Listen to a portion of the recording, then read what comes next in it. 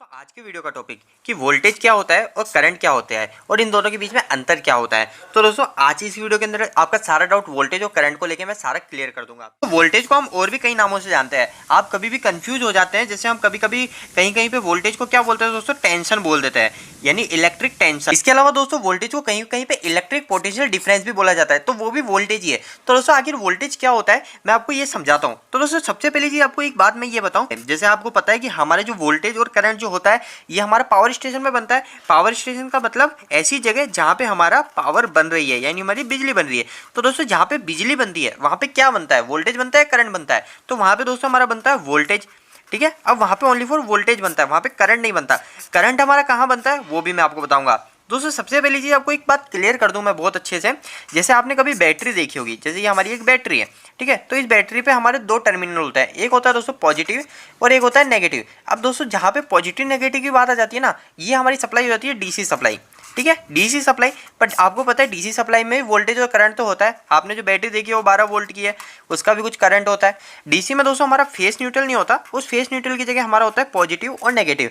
तो दोस्तों हम मानते हैं जैसे हमारी एक बैटरी है जो 150 AH की है और वो फुल चार्ज है। अब वो फुल चार्ज होने के बाद में दोस्तों क्या बिहेव करेगी, वो बिहेव करेगी जब भी हम इसको लोड पे कनेक्ट कराएंगे तो दोस्तों इसमें करंट तो पहले ही इकट्ठा है, पर इसके अंदर दोस्तों हम क्या वोल्टेज फुल कर देते हैं। जैसे ही वोल्टेज में चार्ज इकट्ठा हो जाता है और वोल्टेज का चार्ज इकट्ठा होने के बाद जो हमारा जो करंट होता है, करंट का काम क्या होता है, करंट जो नेगेटिव होता है ना, ये नेगेटिव साइड और ये पॉजिटिव साइड, इस नेगेटिव साइड से पॉजिटिव साइड हमारा करंट फ्लो करता है, ठीक है। और वो करंट जो फ्लो कराता है वो होता है दोस्तों हमारा वोल्टेज। अभी आप बिल्कुल सारी चीजें इसको क्लियर समझ जाओगे। जैसे आप ये मानिए एक हमारी पानी की टंकी है, ठीक है, ये ऊपर एक पानी की टंकी रखी हुई है और एक नीचे पानी की टंकी रखी हुई है।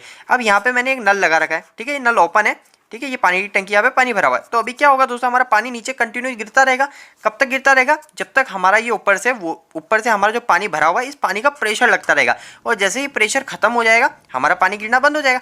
इसी तरह दोस्तों हमारा जो करंट होता है वो करंट हमारा नेगेटिव से पॉजिटिव की टाइप कंटिन्यू चलता रहता है जब तक उसको वोल्टेज मिलता रहता है। यानी वोल्टेज क्या करता है दोस्तों, करंट को धक्का लगाने का काम करता है। तो दोस्तों अब बात करें कि आखिर वोल्टेज आखिर में है क्या। तो दोस्तों अगर कोई आपसे इंटरव्यू में पूछता है कि आखिर वोल्टेज क्या है, तो आप सिंपल सा उसको ये बोल सकते हो, वोल्टेज का काम सिर्फ इतना सा होता है, हमारा जो करंट है उस करंट को एक स्थान से दूसरे स्थान ले जाने का काम करता है। वोल्टेज एक तरह का प्रेशर है। जैसे हमारा ये पानी की मोटर पड़ी है और ये पानी की मोटर यहाँ पे एक पीछे नीचे एक पानी का टैंक पड़ा है, तो ये पानी एक तरह का करंट है और हमको इसको यहाँ पे पहुंचाना है। तो अब ये पानी इस मोटर के थ्रू हम पहुंचाएंगे तो ये मोटर हमारा क्या करेगी, इसको प्रेशर देगी जो कि पानी यहाँ से यहाँ तक पहुंच जाएगा।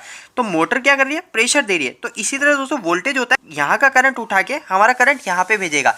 तो दोस्तों सिंपल सी बात है कि हमारा वोल्टेज का काम सिर्फ इतना सा होता है, हमारे करंट को धक्का लगाने का। दोस्तों आपको एक चीज मैं ये बताऊं कि आखिर हमारे लिए वोल्टेज इंपॉर्टेंट है या फिर करंट इंपॉर्टेंट है। आपको ये भी अगर आपके मन में कंफ्यूजन है कि वोल्टेज ज्यादा जरूरी है करंट ज्यादा जरूरी है, तो आपको एक चीज बताऊं कि हमको जो इलेक्ट्रिकल शॉक लगता है, हमारी जो बॉडी है इस बॉडी को इलेक्ट्रिकल शॉक लगता है, वो हमारे बॉडी को electrical shock only for current से लगता है। पर दोस्तों ये करंट तब तक हमारे वायर, जैसे ये वायर है, इस वायर में करंट तब तक फ्लो नहीं हो सकती जब तक हमारा इसके अंदर वोल्टेज का प्रेशर नहीं है। जब वोल्टेज का प्रेशर होगा तभी इसके अंदर से करंट फ्लो होगी और तभी हमको शॉक लगेगा।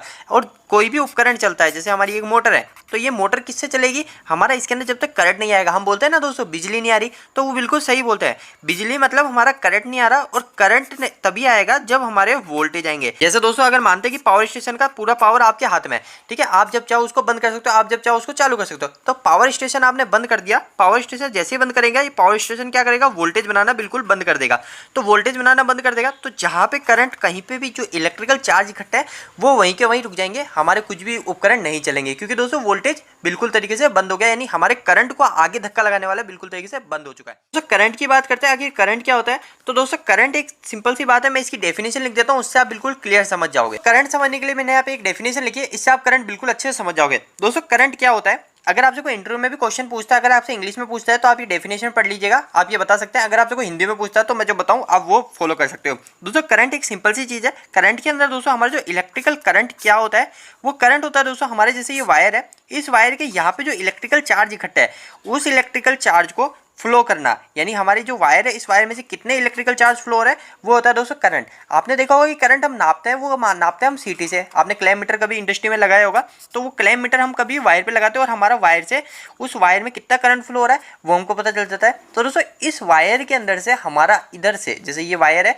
इस वायर में जैसे मैंने क्लैम मीटर यहाँ लगाया, तो इस जगह से हमारा यहाँ से यहाँ पे कितना करंट, कितना इलेक्ट्रिकल चार्ज फ्लो हो रहा है वो दोस्तों कहलाता है करंट। अब इलेक्ट्रिकल चार्ज मैंने आपको बताया ना तभी फ्लो होगा जब हमारा इसमें वोल्टेज होगा। तो दोस्तों अब आपको वोल्टेज और करंट के अंतर को पता चल गया होगा। तो दोस्तों अब बात करते हैं, जैसे मैंने भी आपको बताया कि फ्लो ऑफ इलेक्ट्रिकल चार्ज हमारा करंट कहलाता है, और करंट ऑलवेज फ्लो करता है नेगेटिव टू पॉजिटिव साइड। जैसे मैंने अभी आपको बताया था एक एग्जांपल के तरीके से कि हमारी एक बैटरी है जिसके अंदर एक पॉजिटिव टर्मिनल और एक नेगेटिव टर्मिनल है, और जब इसके अंदर हमारे वोल्टेज चार्ज इकट्ठे हो जाएंगे तो हमारा क्या होगा दोस्तों, जो करंट होगा वो नेगेटिव से पॉजिटिव की साइड जाने की कोशिश करता है।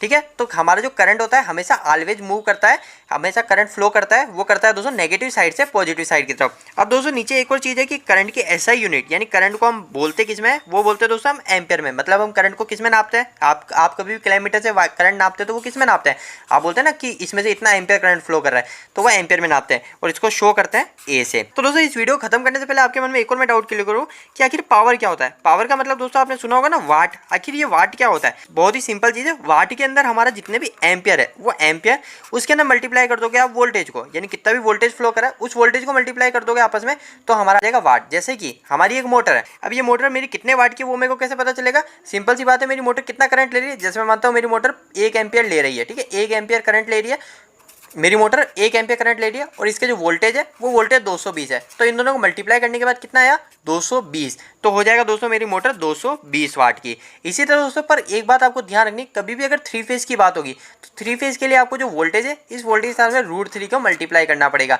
ये होता है √3 के मतलब 1.732, मतलब आपको एम्पियर इंटू वोल्टेज इंटू 1.732 को मल्टीप्लाई करना पड़ेगा और आपका आंसर आ जाएगा दोस्तों वाट में। तो दोस्तों उम्मीद है कि आपकी छोटे से वीडियो के अंदर कुछ डाउट क्लियर हुए होंगे। दोस्तों अगर ये आपको वीडियो अच्छा लगा हो तो इस वीडियो को लाइक करके जरूर बताइएगा। अगर आपको कोई भी सवाल इस वीडियो के प्रति या फिर इलेक्ट्रिकल से जुड़ा हुआ है तो आप मुझे नीचे कमेंट बॉक्स में कमेंट करके पूछ सकते हैं। इलेक्ट्रिकल वीडियोस अगर आप हिंदी में देखना पसंद करते हैं आज ही इस चैनल को सब्सक्राइब कर लीजिए। आज के लिए इतना ही, धन्यवाद।